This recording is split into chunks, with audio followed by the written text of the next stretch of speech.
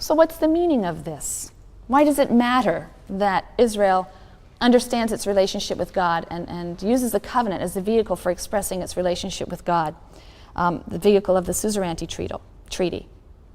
Levenson, according to Levenson, the use of a suzerainty treaty as a model for Israel's relationship to Yahweh expresses several key ideas. It captures several key ideas. First, the historical prologue that's so central to the suzerainty treaty grounds the obligations of Israel to Yahweh in the history of his acts on her behalf. Right, so it's grounded in a historical moment. We'll come back to this and what that might mean about her perception of God. Second, the historical prologue bridges the gap between generations. Israel's past and present and future generations form a collective entity, Israel, that collectively assents to the covenant.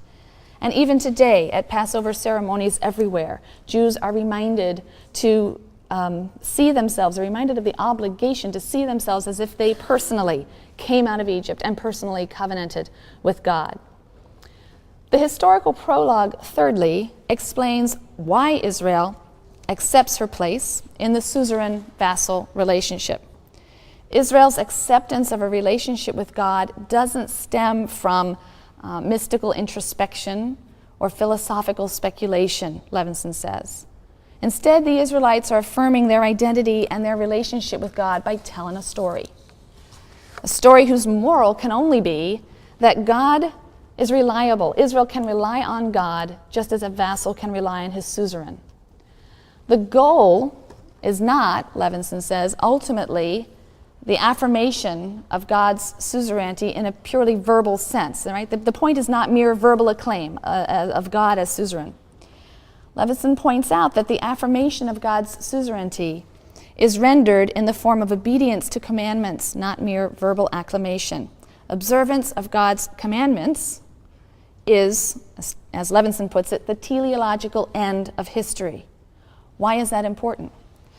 Unless we recognize that the road from Egypt leads inextricably to Sinai, that the story of national liberation issues in and is ultimately subordinate to the obligation to God's covenantal stipulations and observance of his laws, then we run the risk of doing what has been done for some centuries now, of reading Exodus as first and foremost a story of a miraculous delivery, rather than the story of a relationship, which is expressed through obligations to the observance of specific laws, commandments, and instructions. So the suzerain-vassal model has further implications. Other scholars, Levenson and other scholars, point many of these out.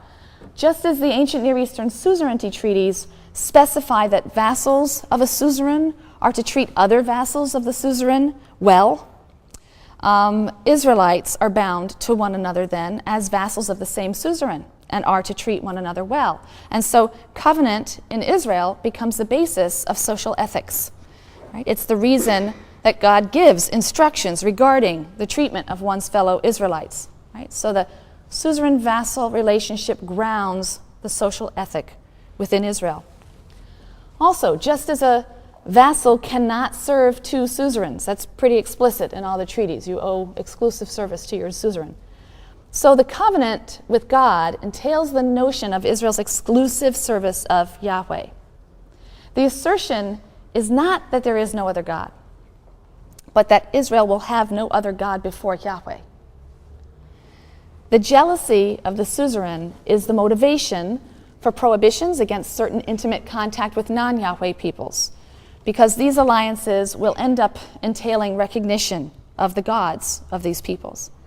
The covenant with Yahweh will also, we shall see soon, preclude alliances with other human competitors. If Israel serves a divine king, she can't, for example, serve a human king. And that's an idea that will express itself in biblical texts, as we see, that are clearly opposed to the creation of a monarchy in Israel. Not everyone was on board with the idea that Israel should be ruled by a king. So there are texts that will object to the creation of the monarchy, King Saul and King David and so on. There are also texts that are going to object to alliances with any foreign king or subservience to any foreign king, whether it's Egypt or Assyria or Babylonia. So subservience to a human king, native or foreign, is, in these texts, considered a rejection of the divine kingship, which is the ideal, the exclusive kingship of Yahweh, and seen as a breach of the covenant. Now, ancient Near Eastern suzerainty models also speak repeatedly of the vassal's love for the suzerain, right? Vassal so-and-so will love the Assyrian lord so-and-so. And that's an element that is not absent at all in the biblical texts that deal with the covenant bond. The Israelites promise to serve and to love Yahweh.